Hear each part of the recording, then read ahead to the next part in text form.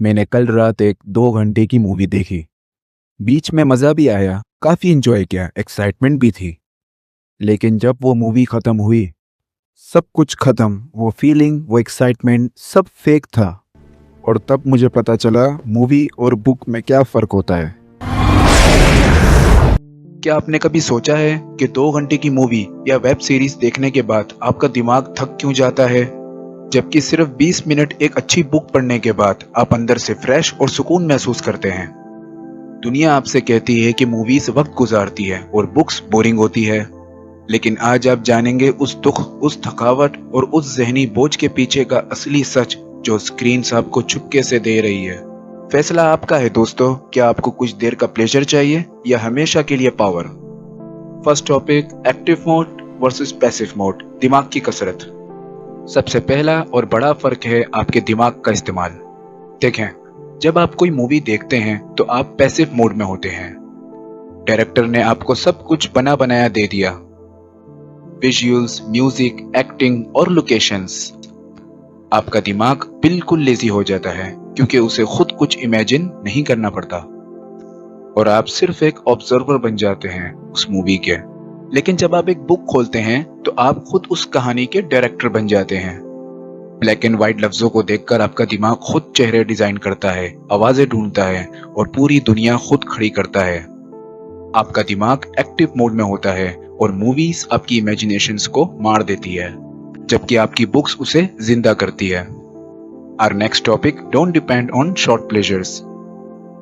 अब बात करते हैं उस फीलिंग की जो आपको मूवी के बाद मिलती है। मूवीज देखने से हमारे दिमाग में एक इंस्टेंट डोपामिन रिलीज होता है, यानी सस्ता और फौरी pleasure.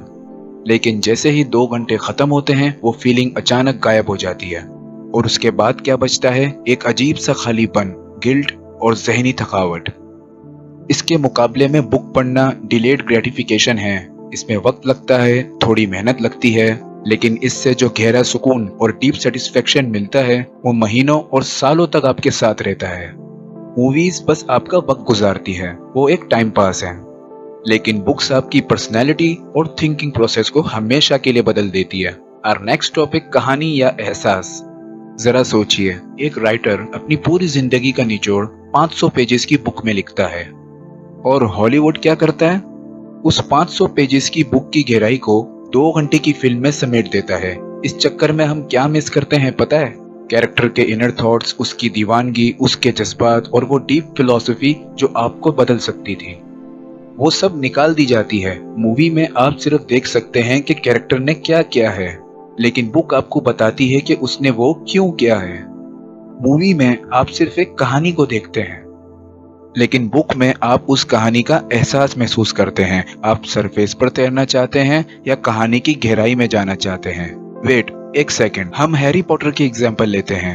Harry Potter first book, Harry Potter first movie, क्या डिफरेंस होना चाहिए? हम पहले मूवी देखते हैं। Harry Potter? Difficult, very difficult. Plenty of courage, I see. Not a bad mind either. There's talent, oh yes, and a thirst to prove yourself. But where to put you? Not Slytherin. Not Slytherin, eh? Are you sure? You could be great, you know. It's all here, in your head. And Slytherin will help you on the way to greatness, there's no doubt about that. No? Well, if you're sure, better be Gryffindor! Book में ये बताया गया है कि sorting hat ने एक पूरा गाना गाया है, वो भी इंटायर हॉल की ग्रैंड सेरेमनी में। और इस गाने में सॉर्टिंग हैट ये बताता है कि विजार्डिंग वर्ल्ड में सिर्फ इंसान या मैजिकल क्रीचर्स नहीं, बल्कि बेजान चीजें भी दिमाग और जज्बात रखती हैं। और ये इसलिए गाता है क्योंकि हॉगवर्ट्स में जब हर साल नए स्टूडेंट्स आते हैं तब ये सॉर्टिंग हैट उनका इसी तरह वेलकम करता है। और बुक में ये भी लिखा है कि ये हैट पूरा साल क्लोजेट में बंद रहता है और अगले साल के लिए एक नया गाना सोचता रहता है। ये डिटेल मूवी में बिल्कुल मिस कर दी गई है। मूवी में बताया गया है कि सॉर्टिंग हैट हैरी के हेड पे रखते ही वो उसे इमीडिएटली ग्रिफिंडोर के लिए अनाउंस कर देता है। और बुक में बताया गया है कि सॉर्टिंग हैट हर साल सेरेमनी शुरू होने से पहले एक नया गाना गाता है और उस गाने में वो हर हाउसेस की अपनी वैल्यूज और अपनी हिस्ट्रीज एक्सप्लेन करता है। Move to our next topic, जहनी सुकून या मेंटल हेल्थ। सबसे बड़ा मसला है स्ट्रेस और एंजाइटी। मूवीज खास तौर पर एक्शन, थ्रिलर या हॉरर आपके नर्वस सिस्टम को हमेशा हाई अलर्ट पर रखती है। स्क्रीन की तेज ब्लू लाइट और फास्ट कट सीन्स आपके दिमाग को थका देते हैं और आपकी नींद भी खराब कर देते हैं। दूसरी तरफ साइंस ने साबित किया है कि रीडिंग दुनिया का सबसे बड़ा स्ट्रेस बस्टर है। सिर्फ 6 मिनट की खामोशी रीडिंग आपके स्ट्रेस लेवल को 60% तक कम कर सकती है और ये आपके हार्ट रेट को स्लो करती है और दिमाग को ऐसी जगह ले जाती है जहां सिर्फ सुकून होता है। मूवीज आपको दुनिया की भाग दौड़ में उलझाती है, जबकि बुक्स आपको खुद से मिलाती है। तो दोस्तों, बात साफ है, मूवीज आपको एंटरटेनमेंट देती है, लेकिन बुक्स आपको ट्रांसफॉर्मेशन देती है। जब आप किसी स्क्रीन के सामने बैठते हैं तो आप अपना सबसे कीमती सरमाया यानी अपना वक्त किसी और के दिमाग की सोच को देखने में गवा देते हैं। लेकिन जब आप एक किताब खोलते हैं तो एक्चुअली आप अपनी जिंदगी को बेहतर बनाने के लिए खुद पे एक इन्वेस्टमेंट कर रहे होते हैं। मैं ये नहीं कहता कि मूवीज देखना बिल्कुल छोड़ दें, लेकिन हर एंटरटेनमेंट के बदले खुद को थोड़ी सी नॉलेज जरूर दें।